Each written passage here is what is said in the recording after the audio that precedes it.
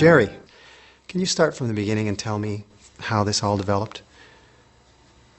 Well, you know, like I said, I'd been teaching from the book Think and Grow Rich, and not everyone was succeeding the way I thought people should, because I'd had such success with it.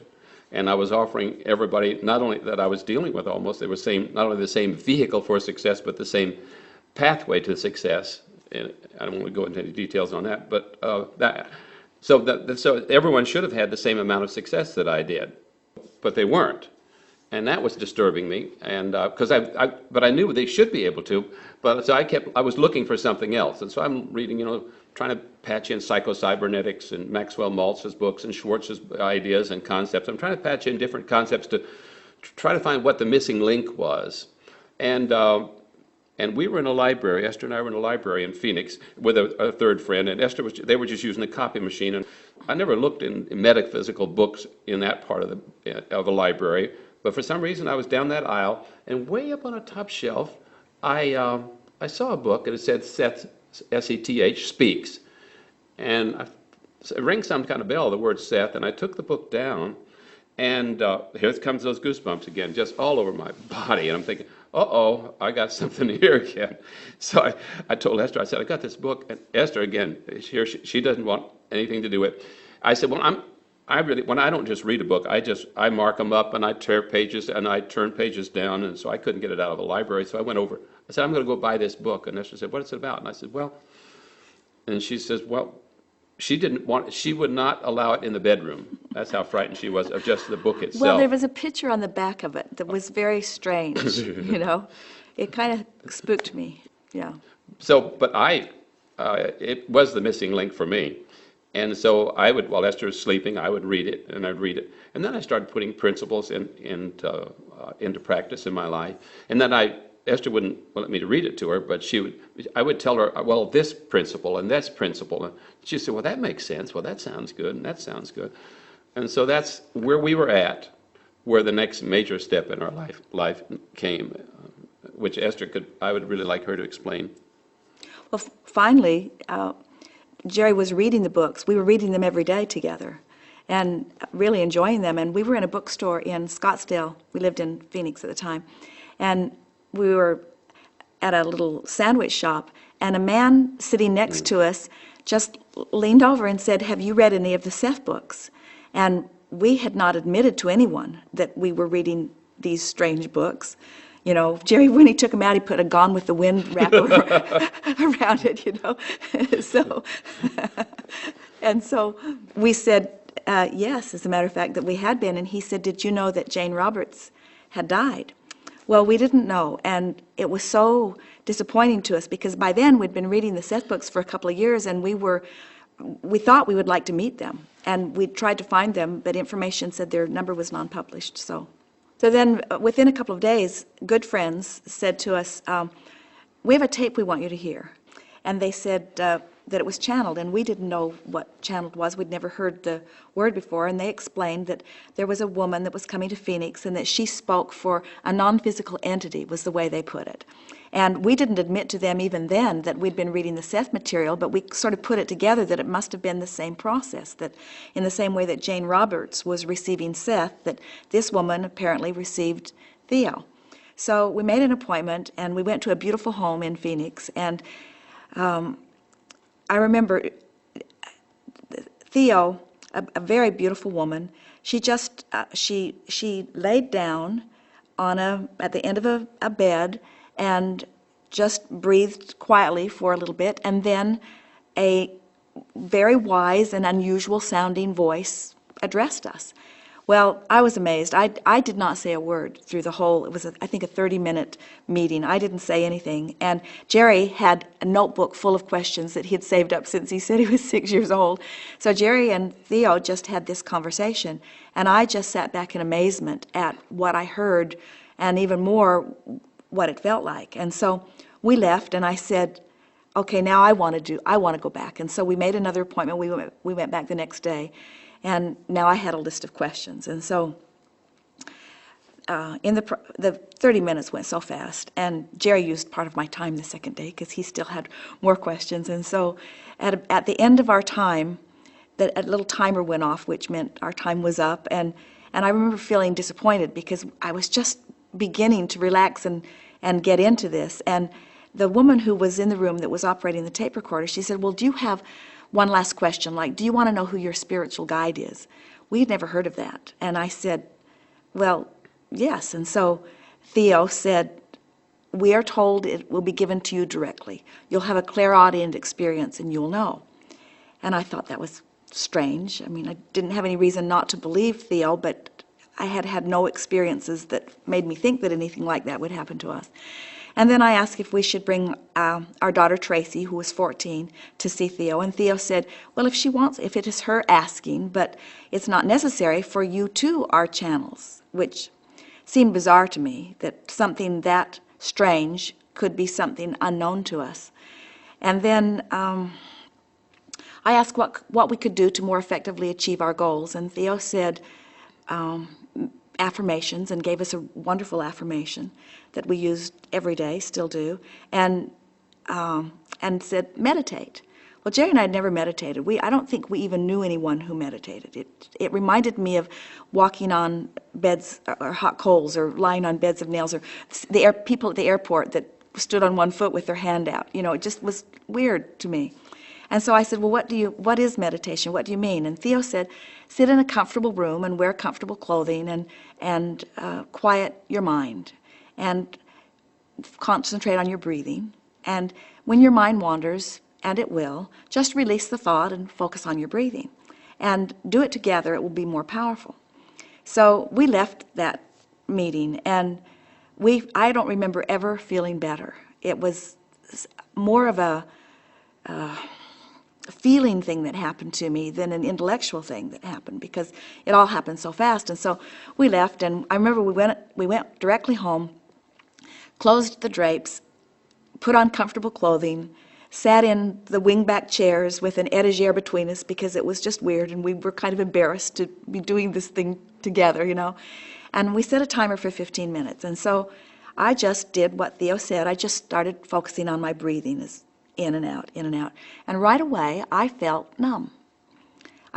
Almost immediately, I could not tell the difference between my foot and my nose. Remarkable feeling. I really liked it. And so the timer went off, really startled us. And so I said, let's do it again. So I set the timer again, and again, I'm just focusing on my breathing. And again, I'm totally detached. I can't even feel that I'm sitting in the chair. It was really a very nice feeling. And and the timer went off, and I said, I'm really liking this. Let's do it again. Jerry teases me because I tend to be all or nothing.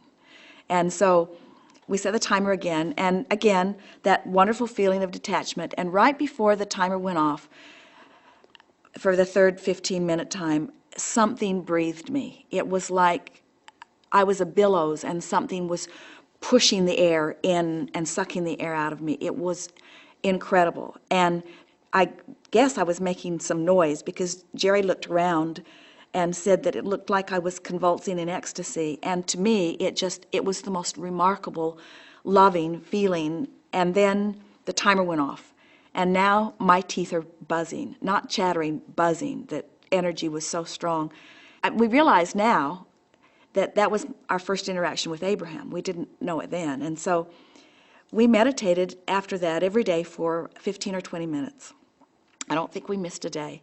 And then about 9 months later, right before Thanksgiving of 1985, while we were meditating, my head began just sort of moving. And it was a nice sensation, but it didn't make anything of it. And then on about the third day of meditating and my head moving, suddenly I realized, it's bizarre, even now when I think back on it, how strange it must sound to someone else. My nose was spelling letters like it was writing on a chalkboard, and I was on the M, N, O when it occurred to me. And I said, Jerry, I'm spelling letters with my nose. And then goosebumps all over me, waves of wonderful, rapturous feelings just moved through me. And Abraham has told us since that they were very enthusiastic that I had finally realized that they were projecting something that I was interpreting, because they had been projecting blocks of thought to me before that but I was still following Theo's guidance that when your mind wanders, focus on your breathing. So every time a thought occurred to me, I would just breathe more and do my best to release the thought. So that's where it began. Jerry got his notebook right away and began asking questions because he had had experience with the Ouija board. I said, isn't that funny? You know, I was so afraid of the Ouija board and now I am one. You know, it was like... And so for a few weeks, that's the way Jerry talked to Abraham. He would ask Abraham a question, and Abraham would spell with my nose, and he would wake me up in the middle of the night and prop me up in bed and ask Abraham questions. So after 9 months of meditating, and my nose was spelling letters, Abraham spelled, I am Abraham. I am your spiritual guide, which was what I'd been asking 9 months earlier, but I don't think I'd posed the question for all of those months that we'd been meditating. I am Abraham, I am your spiritual guide. And they've explained to me since then that they addressed or referred to themselves singularly because that was the way I had posed the question. Now they refer to themselves as they, because it's a collective consciousness. And then one night we were laying in bed and I had my arm laying across on Jerry's chest, and I was almost asleep, and my hand started thumping. And I said, that is not me. It must be Abraham. And so I sat up, and I had this very clear impulse to go to the typewriter. And so I went to the typewriter, and my hands were just energized. It's difficult to explain. And I held my hand. I type fast anyway. I've been tested at like 120 words a minute when I was really typing a lot. But so I held my hands over the keyboard, and my hands were like a blur on the keyboard. And then they just went very slowly, and they typed every letter on the keyboard, almost as if they were familiarizing themselves with the keyboard. And then they began to type, and it said, I am Abraham. We will write a book together. Just all kinds of reassuring, wonderful things. And so I've kind of lost track of how much time we spent typing, but it was a month or two maybe. And then we were on a freeway in Phoenix one day and rounding a corner on the interstate that's not very well banked, and there were big trucks on each side of us, and they were both crossing into our lane at the same moment, and it felt like we were going to be crushed by those. And at that moment, I felt something pulling in my jaw. You know how when you yawn, the impulse is there and you can't really stifle it? If you're going to yawn, you're going to yawn. You can cover your mouth up, but the yawn is going to happen. It's like that. It was like that sort of sensation.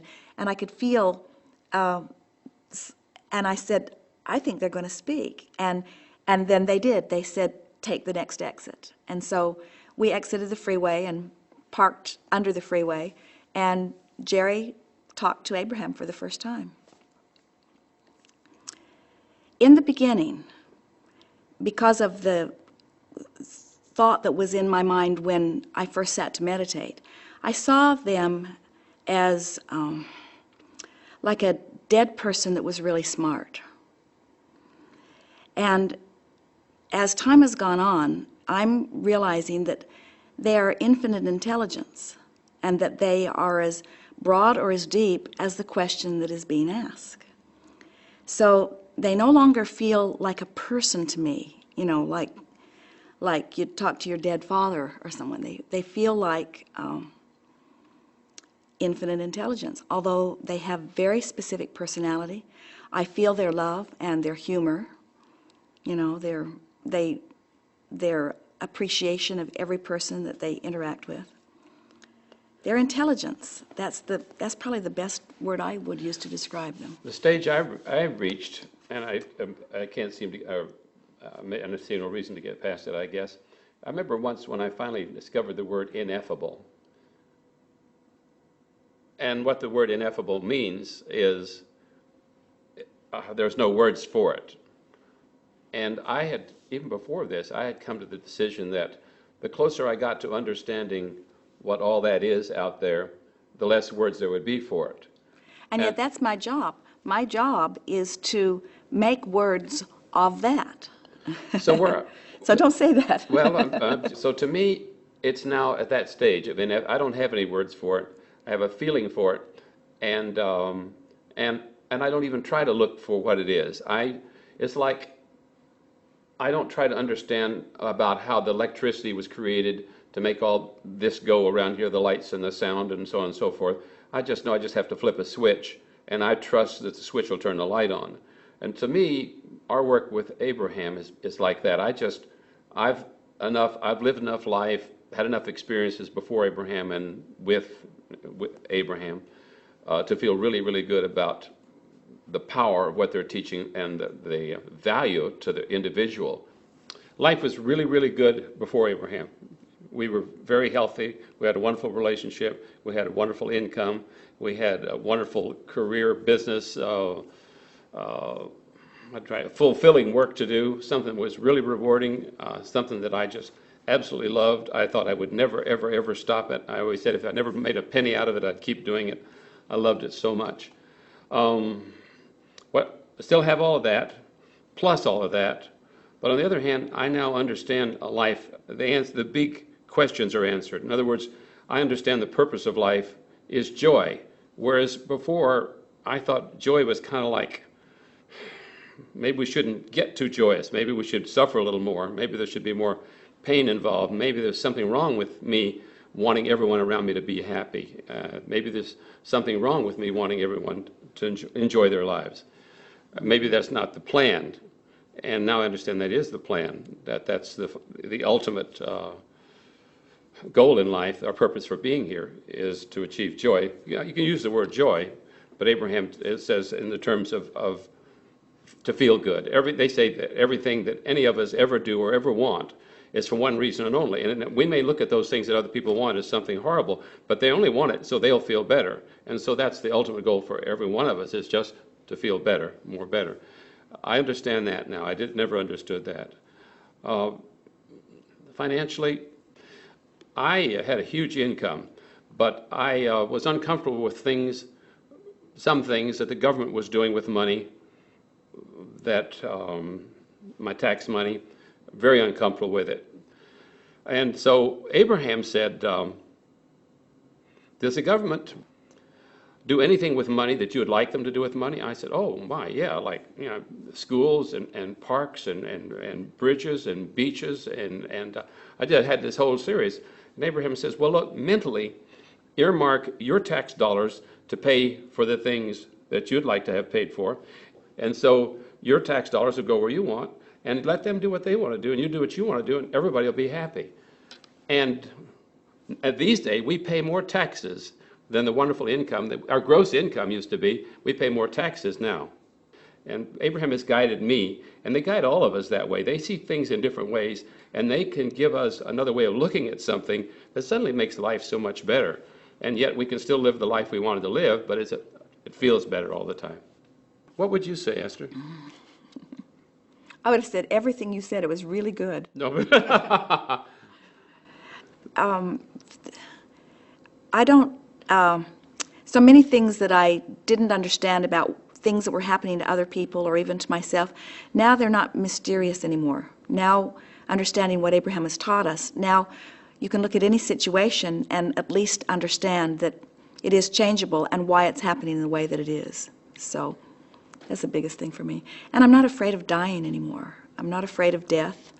I'm not afraid that I've done something inappropriate that's going to cause me to be punished. I'm not worried that I wasn't part of the right organization and I didn't learn the right rules, or didn't follow the rules that I learned. So I feel free. I've learned also how to back out of any situation psychologically or mentally or however you want to put it fast, so nothing gets up a head of steam that causes any problems in my life. Often in the past I would let things get too far and then it's too hard to deal with, whereas before, with what Abraham's teaching us about listening to our emotions, I can catch something, it just barely gets off the ground before I change my process of thought and start focusing on something differently, and which then stops that creation of what was beginning to develop. I can see a headache pull back. I can see a little physical thing change just really fast in my life. I can see a relationship issue that would have developed years ago that I just instantly, by just gently changing the thought, to change that whole thing around. So we're sure and happier still and more prosperous, and we feel freer. Yeah. And I'm extremely fulfilled. Yeah. My And goal is I never will be. my goal is to live to be 120 years old and really keep enjoying the work that I do. And that's why we're building our home right here, like 100 feet from here. And it's all on one level, so I don't have to run up and down stairs when I'm 120. But anyway, I really love what I do. So, Esther, describe the process you go through to bring Abraham forward. I relax and quiet my mind, and by quieting my mind, I just focus on my breathing. I close my eyes and just release thought. It's sort of like putting your brain on pause, where you just don't think about anything. And that's always been easy for me to do. And after doing this all these years, it's really easy for me to do. We'd like to ask Abraham to come and speak to us. Okay? It just takes a few seconds. I won't move much. Just...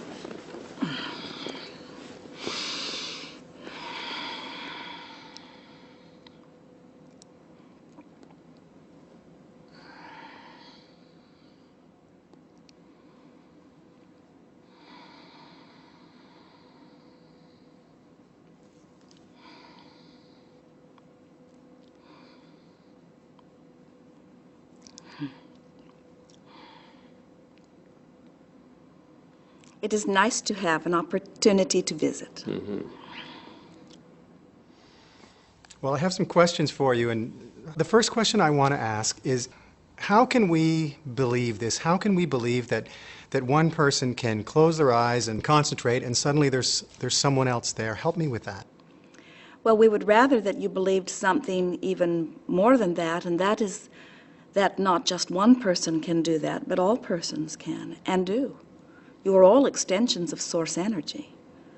And so you could never separate yourself from the stream of consciousness that is really you. It is just that many of you have formed such barricades or separation. You see yourself so separately.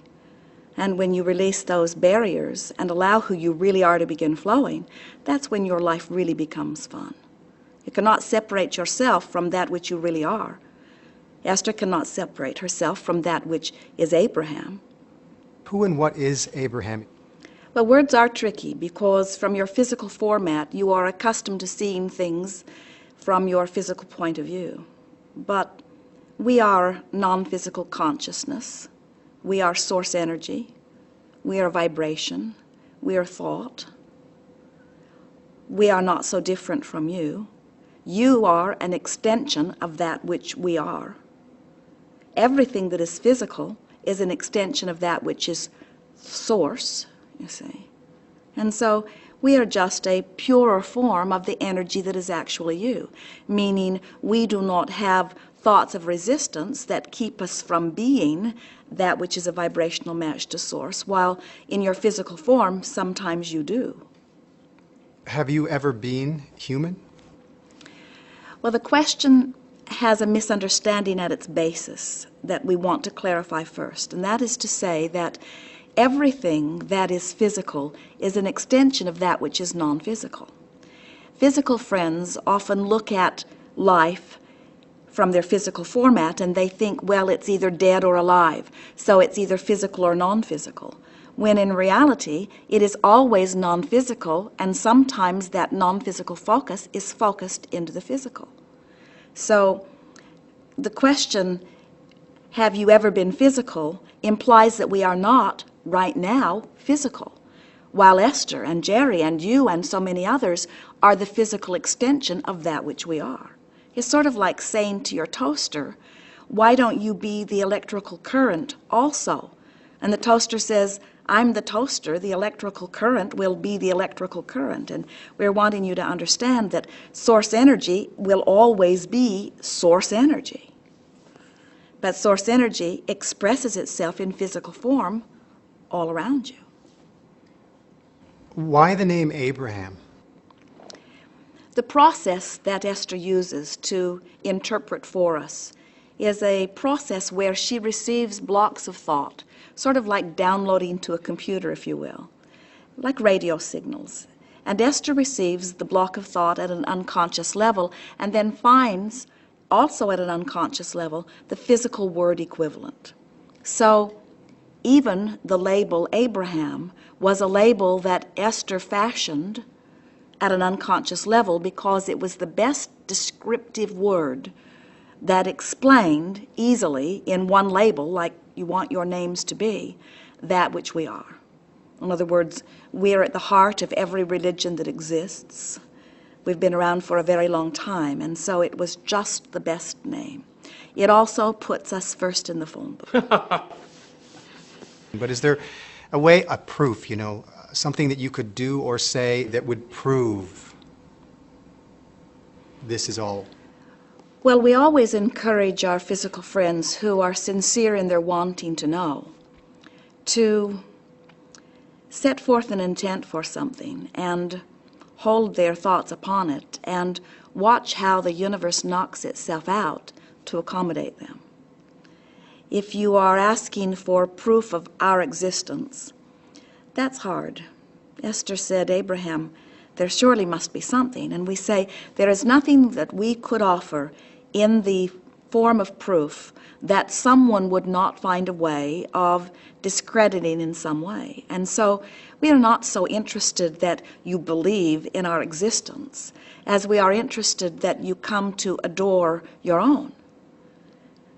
It is not important to us that you understand who we are or that you identify us in any way that is particularly meaningful to you. But if we can say something that helps you to reconnect with who you really are, then the way your life flows and expresses will be all of the proof that you will ever need.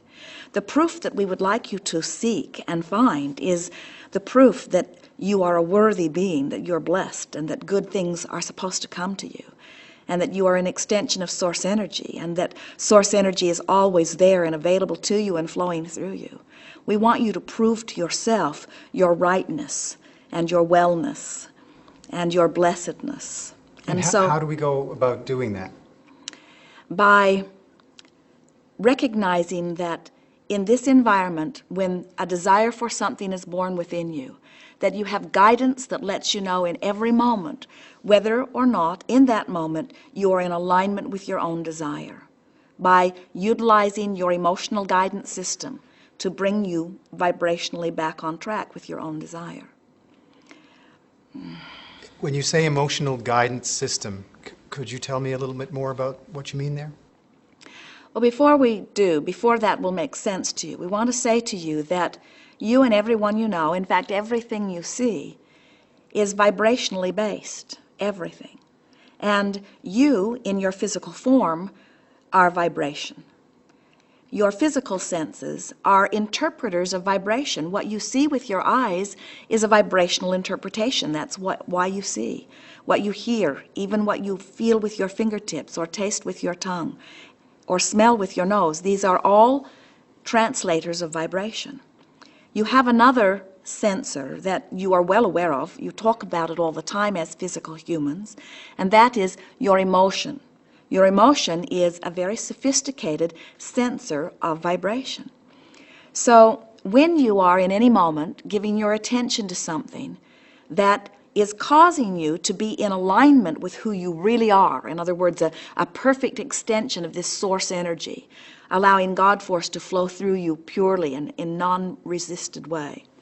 When you are doing that, your emotion lets you know that you are doing that, and that's the emotion that feels wonderful. That's what love is, or appreciation. But when you feel frustration or anger or despair, any of those stronger negative emotions, what that always means is your attention in this moment has you offering a vibration in this moment that is out of sync with who you really are. And so you've set some resistance up within yourself that is not allowing your pure connection. So that's what we mean when we say, if you are looking for proof, what we want you to prove to yourself is that you have easy, ready, constant, steady, always available access to source energy. It's always there for you. And with the tweaking, much less than it takes you to learn Quicken on your computer, you can bring yourself steadily and constantly into vibrational alignment with the source that is really you. And then you usually are not asking for proof. We know you are asking on behalf of those who would be wondering that. But when you are aligned with Source, you don't need proof because you just know. Things turn out well for you. You thrive, you see. Thriving is natural to you. Not thriving is not natural. You do these workshops and you're being asked hundreds of questions all the time. What are the predominant things people are asking you? Well, it is interesting. Most people, and we like it this way, it is natural that it be this way, most people are asking personal questions about their own experience. It is interesting, in all of the gatherings that we've had since 9/11, it rarely comes up. People are wanting to know, how can they make their own life better? How can they attract more money? How can they find a perfect mate? How can they improve their bodily conditions? How can they find fulfilling work? Those are the primary things that most people are selfishly asking. And when we say selfishly asking, we mean that as an extreme compliment, because you can only see through the eyes of self. And when you ask, it is always given. But most people are asking for improvement in different areas of their life, and then holding themselves without realizing or meaning to do it in vibrational difference to what they are asking for. And then they try to use their action to make up the difference. And that's why so many people are frustrated. And it's also why they assign so much credit to so many outside forces that are fictional.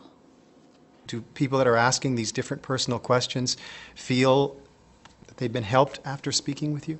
Some do, some not. It depends upon if someone is asking, here is the reason that we say that some do not. As you are living the contrast of your day-to-day experience, sometimes you're standing in a place you really don't want to be. And in the midst of that contrast is always born a powerful desire. Now, in the moment that that desire is born, even if you do not speak it, you radiate it vibrationally. Source energy hears that request and begins answering it immediately. But so many humans, standing in the place that they do not want to be, even though they've launched the rocket of desire, they continue to talk about where they are, which is not the place that they want to be, often justifying why they need the answer to their prayer or why they need the fulfillment of the request from someone, not realizing that in every moment that they are continuing to beat the drum of what is going wrong, they are holding themselves vibrationally apart from what it is that they are wanting.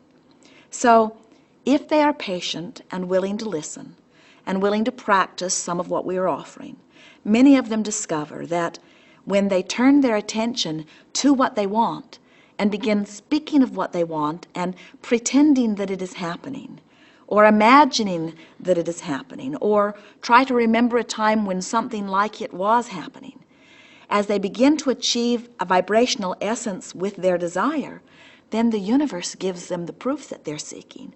The universe then yields to them what they're asking for. There are 3 steps, very simple steps, to creating anything that you want. The first step is you must ask, but it doesn't mean you have to ask with words. You just have to be in a situation where desire radiates from you, which is every waking moment of every point of consciousness. You're asking constantly. So step 1 is taken care of automatically by your exposure to your contrasting life experience. Step 2 is not your work. Step 2 is Source will answer what you're asking for. Circumstances and events go immediately into place. All kinds of things begin to move. Heaven and earth moves to yield to you what you're asking for. Every time, no exceptions. Step 3 is really what our work is about. Step 3 is where you must now find somehow, some way to be a vibrational match to your own desire. So someone says, I want more money. And we say, and what would it be like if you had more money? And they often say, well, it's so hard to be without money. And we say, but what would it feel like to have more money? And they say, well, it wouldn't feel like it feels with not enough money. It's hard for them. This is the hardest part of this. It's hard to, all of a sudden, stop offering a vibration that you've been practicing for a very long time. And so many people have been trying to justify the good that will come to them by pointing out what's wrong with where they are. And so we call our gatherings the art of allowing. And what it is really about is the art, and we call it an art because you have to practice it, the art of bringing yourself into vibrational alignment with who you really are, which feels really good, and what you want. And with time, many people are beginning to discover that just by looking at things a little differently, and most important, by wanting more than anything to feel good. When you say nothing is more important than that I feel good, then and only then are you willing to find a way of looking at things that holds you in a vibrational place that then allows what you are asking for in. If you could see an aerial view of your life experiences as we do, you would see all of those wonderful things that you've been asking for lined up right outside your door. And if you just open the door a little bit, they begin to flood in. So often people come to our gatherings and they are skeptical, but they are desirous. And as they open the door just a little bit with some of the techniques that we teach, things they've been asking for begin flowing in, and before long, they begin to know their own power. They begin to trust in their own ability to achieve anything that they want. They begin to feel that they can be or do or have anything. And most importantly, they return to the joyous beings that they really are. And they begin to notice that negative emotion is the anomaly, and that joy is what is most natural and most steadily their experience. What you are all feeling in all moments, the emotions that you feel, is always the barometer, if you will, the vibrational indicator between the desire that you hold and your current perspective. In other words, you could go to an underdeveloped country and see them living as they are, and your desire for their improved life experience would be much greater than their desire for their improved life experience, because you know the possibilities. So when you go there, your desire for them would shoot off the charts. And if you were to watch them as they are currently living, you might suffer greatly, because your desire for them would be vibrating in one place and your awareness of where they are is in another, and you would feel a strong vibrational discord about that, where the separation between what they're living and what they want to live is not so great for them. That's why there are joyful people who live in poverty, and there are unhappy people who live in prosperity. Many people are starting to believe these things, that there are no accidents, that we create our own reality, that we are all one. But when you say there are no accidents, what we would mean if we were discussing that is that everything comes in response to vibration. And so if you are offering a vibration, that manifestation that matches that vibration will be. And no one can do anything to you, because no one can vibrate for you. Certainly you can be influenced to a perspective or a vibration, but ultimately you are the offer of your vibration, and you have control about your vibration. So when someone says there are no accidents, they would accurately be meaning that whatever happens to anyone is a vibrational match to the offering that they have, to the vibrational output, so to speak. So someone who's blindsided in a car accident has been offering a vibration that matches that essence. In other words, they may have been talking about things not going well for them. They may have been feeling powerless. They may have been responding to an employer who doesn't seem to understand them, or to a mate who doesn't understand them. They may have been critical of traffic. They may be unhappy with enforcement or police control. They may be unhappy with people who speed. There are any number of things that they may have been focusing upon, but something active in their vibration is at the heart of everything that happens to everyone. We do not say nothing happens by accident. We use a different word. We say you are the creator of your own reality, and you may be creating intentionally, or you may be creating by default. And by default we mean you're offering vibration all over the place, you just don't know you're doing it. And you're not paying attention to the way you feel, so you're making no effort to guide the way you feel or to guide your vibration. So you're just taking what's coming. So when you're looking at something not wanted and offering a vibration about it, something that matches it is being attracted into your experience in that moment. And how about we are all one? Well, physical humans have a very difficult time contemplating that. That's why it feels like a catchphrase, because they say it and don't mean it. You look at your individual bodies sitting in your chairs and you feel that you are individual clumps. And you do not realize that you are eternal consciousness that is always streaming. And so physical friends often, as they begin to contemplate non-physical, then assign a non-physical clump of energy to a physical clump of flesh, and they call it a soul. And they have pictures in their mind of the clump. It was a little bit what was in your earlier question when you said, have you ever been physical? As if this clump of non-physical energy now infused itself in this clump of physical flesh, and now I'm alive. When what's really happening is it's a stream of non-physical consciousness that is flowing endlessly into everything that you know is physical, even into this chair, into the cells of your body. Everything and everyone coming forth from this one stream of consciousness. It's unsettling to humans to contemplate that, because you see yourself as superior consciousness and you see yourself as thinkers, and we have to acknowledge that this stream of consciousness has many different perspectives, but it is all one stream. In the workshops, you speak of humans being on the leading edge of thought.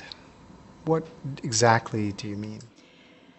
You are on the leading edge of thought. Here you are in this contrasting experience which evokes from you new wanting. And that new wanting is the asking or the summoning of that which is us, or that which is source. So as you ask, source energy comes forth to fulfill that which you are asking for. No end to it. No end to the expansion of that which is source. In other words, when you realize that you are the physical extension of that which is source.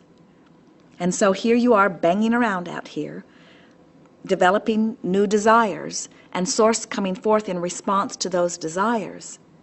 You see how it works? In other words, it's just like the example that we offered earlier, where someone wants more money. They are having a hard time. They can't pay their bills. They are in a very bad financial situation. And out of that is born powerful desire for more money. If they could turn their attention to the idea of money, to the idea of how it would feel to have the dollars flowing easily, and therefore away from the feeling and the vibration of not enough money, the change in their vibration would then allow their improved situation. And that's true of any individual, and it's true of the world in general. There is a war against drugs, and a war against poverty, and a war against crime, and a war against teenage pregnancy, and a war against terrorism, and a war against AIDS, and all of them are getting bigger. Because in this world that is attraction-based, there is no such thing as exclusion. When you look at something you want and you say yes to it, you include it in your vibration, and things like it flow into your experience. When you look at something you do not want and you shout no at it, you include it in your vibration, because in this vibrational-based universe, there's no such thing as no. So the more you focus upon what you do not want, the more you offer a vibration that matches it, and the more of that you get, you see. So Jesus said, turn the other cheek. Ignore, you say. And we say that's exactly what Jesus was talking about, and so many teachers that have come before. We know that most people are looking at life in a very action-oriented way. And it seems like if someone is aggressively coming at you, that you should defend yourself in some way. But what we are wanting you to understand, that whether you have reason to feel that way or not, when you feel that way, you have activated a vibration within you that keeps you from allowing the well-being that you are asking for. In other words, you cannot beat the drum of what is going wrong and let in what is going right. So, as people around the world see a plane crash into the Twin Towers, the majority of people around the world did not have that experience and did not need to be vibrationally affected by that experience. But because of your technology and your hunger and thirst for information, most people around the world had access to that information and are now having a vibrational response to what happened. And the vibrational response to what happened begets more. And then that begets more, and then that begets more. The greater the contrast, the more ask. And the more who ask, the more the answers come. And then occasionally, someone like Esther listens. Sometimes people will say, well, isn't it lovely that Esther puts herself in a position where she can receive all of these answers? And we say it's even lovelier that so many people have put themselves in the contrasting experience where they are asking the question. Because without the asking, there is no summoning of Source. And without the summoning of Source, there is not the continuation of life. So it is this perpetual unfolding where contrast makes you ask, you're asking someone's Source, and now as you practice allowing, you get in on it. Now, you see. Your world continues to thrive, it continues to be, because billions of people have experiences which cause them to ask, and Source energy comes forth. But if those billion people that are asking are vibrationally out of alignment with what they're asking for, then very few are reaping the benefits of what they're asking for. And when we say the time of awakening, what we really mean is more and more are putting themselves in the place where they're vibrationally in the place of allowing what they're asking for. And that's the creative wave that you're all wanting to ride. Imagine something happening in your experience which stimulates desire within you, and you knowing that all you have to do is focus and find a way of bringing yourself into vibrational alignment with the essence of what you're asking for. And then you get to witness the universe yielding to you the circumstances and events that help these things unfold. And you know that it is through your creative endeavor and alignment of energy that you are making this happen, you see. And then, as you receive the manifestation of that, guess what happens? You stand in a new vantage point with a new set of contrasting experiences which give birth to new desires, and then you start all over again. And people say, well, will I ever get it done? And we say joyously, no, never. You are an eternal being. You never get it done. And you cannot get it wrong. And the reason you can't get it wrong is because you never get it done. No matter where you're standing, you always have the opportunity to give birth to another desire. And Source is always going to answer that other desire, you see. So our work and your work and your work, what we are all about, is helping people come more and more into vibrational alignment with what they're asking for, so that you, in your life right now, get to receive the benefit of what you've been asking for, rather than the generation that follows you receiving the benefit of what you're asking for. We make too much of being physical. We make too much of that which is non-physical. You came forth into this time-space reality intending to have a glorious life experience, and left to your own devices you would. In other words, you are born seeking joy. You are born knowing that you're supposed to feel joyful. And it gets a little topsy-turvy as you are influenced by others to believe that if it feels good, it isn't, and that if there's struggle and suffering in it, that there is probably virtue somewhere in it. In other words, you get crossways of your guidance system, and that really is what we are most wanting to help you to rediscover. We want you to reactivate within yourself your awareness of your own guidance system, so that you can remember who you are, and so that you can figure out which way you're headed and which is the right way. There is not one right answer, but there is certainly guidance coming forth from your broader perspective that would let you find the path to that which you are about, you see. You didn't all come intending to live exactly identical lives. You came forth to live diversity and variance and difference, and to stimulate within one another variety and desire. You came forth to live in joy, and anything that is a departure from that is off your path.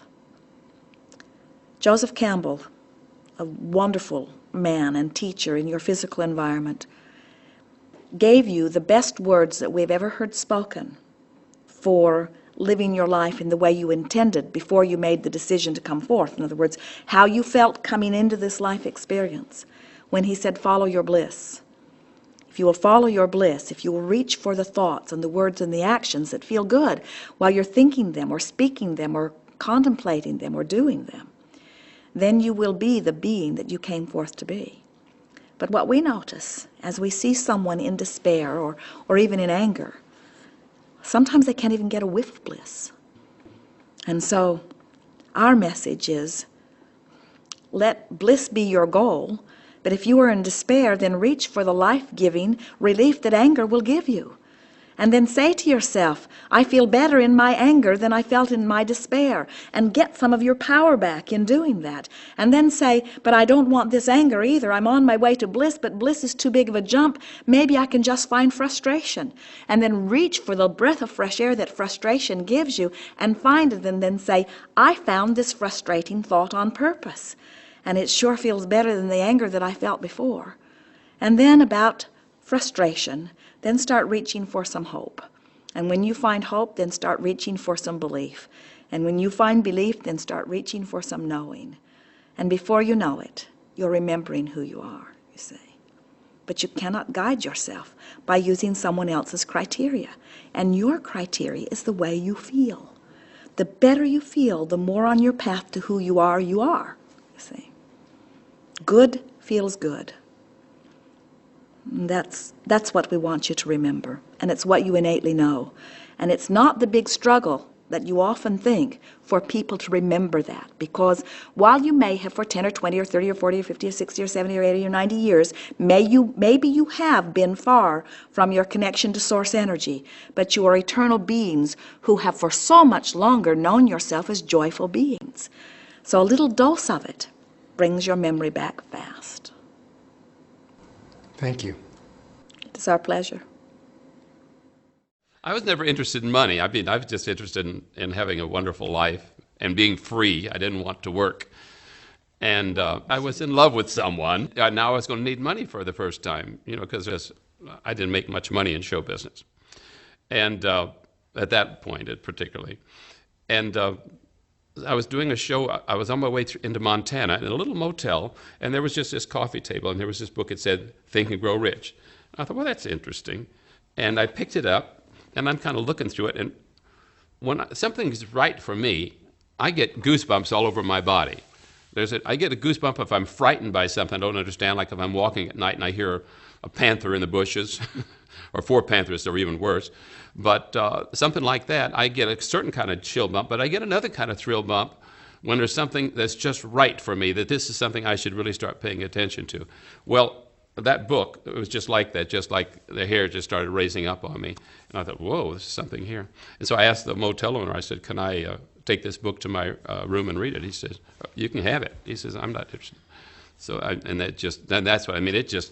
That really turned me on, because I followed it. For some reason, I guess you have to believe in something for it to work for you.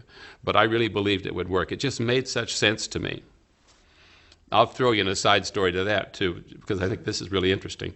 I was doing one of my presentations with my business in Phoenix, and Esther was sitting in the audience.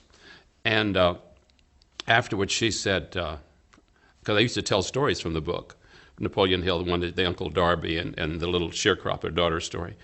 And Esther said, you'll never believe this. I said, what? She says, Napoleon Hill is just talking to me in my head and wants to talk to you. We went out in the car, got in the back seat of the car, and I said, yes. And so Napoleon Hill, that energy, spoke through Esther. And so, I've got a cajillion questions if there's anybody got answers. And I said, if you had it to do over again, what would you do differently? He said, I would have told where I got the information. And I said, well, why didn't you? He said, because that would never have been published. He said, they wouldn't publish that kind of material back then. And I didn't pay much attention to it. And then we were in Salt Lake City earlier, just last year, yeah. Last year, because June or July. And I had some time in the hotel. Esther was visiting family. And I went over to the bookstore, to Barnes & Noble or Borders, one of those, and in the self-improvement section, I was looking, and there was a kind of a chocolate-colored book that I'd never seen before, and I wondered what that is. And I pulled it out, and it was Thinking Grow Rich, the original manuscript, and what's the guy's name in San Diego? Melvin Powers. Melvin Powers, who's been publishing so many of the Thinking Grow Rich, where I used to buy my books from wholesale. Melvin Powers has published this, the original manuscript, before it was edited.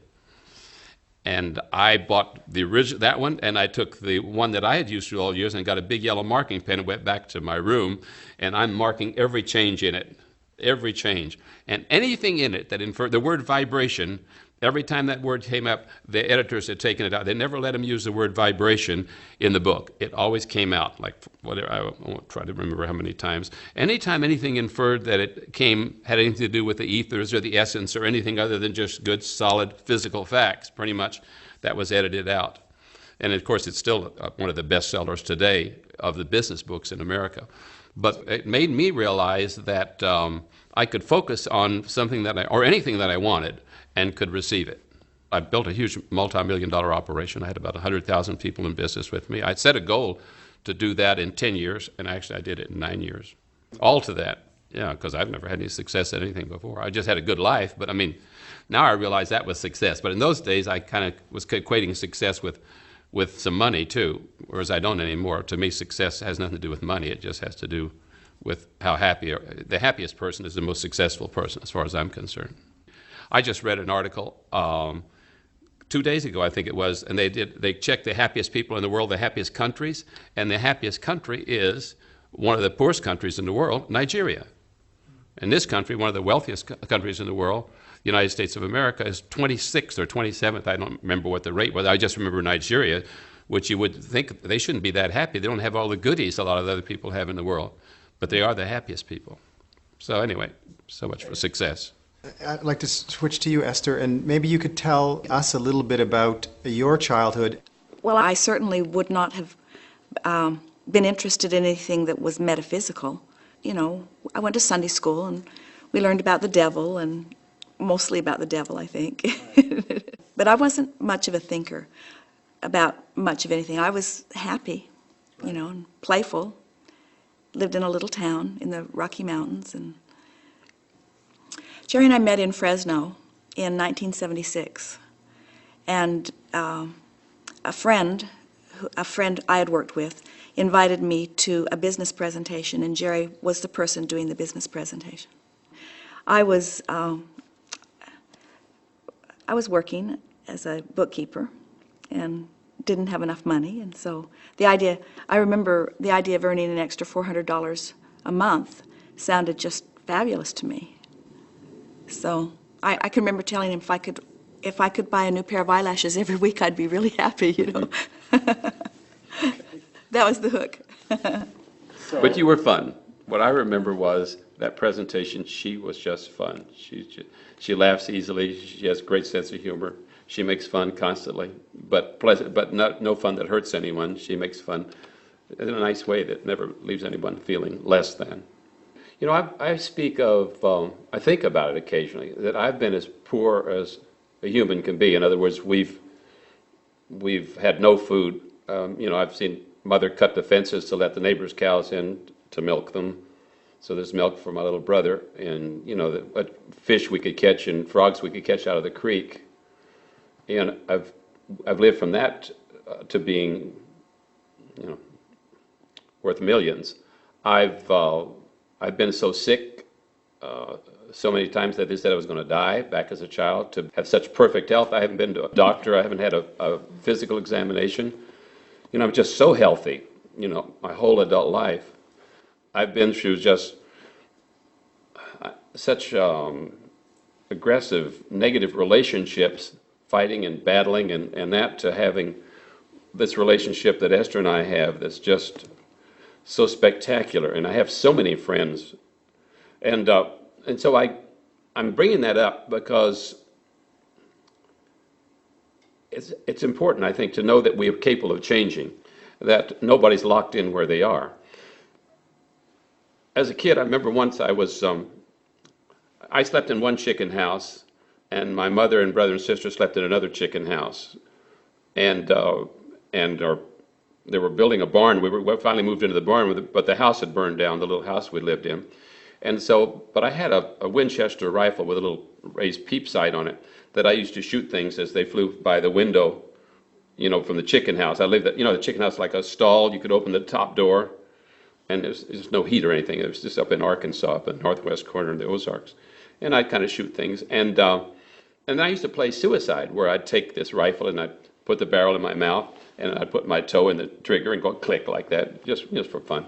And one day I had the barrel in my mouth, and I was doing this, and I heard Mother's footsteps in the snow, crunch, crunch, crunch. She was bringing me some soup or something from the other chicken house. And I hid the rifle. Why would I hide it? She knew I had it, but still, for some reason, I must have felt guilty. So I put it under the mattress, and she brought me. We talked a little, and off she went.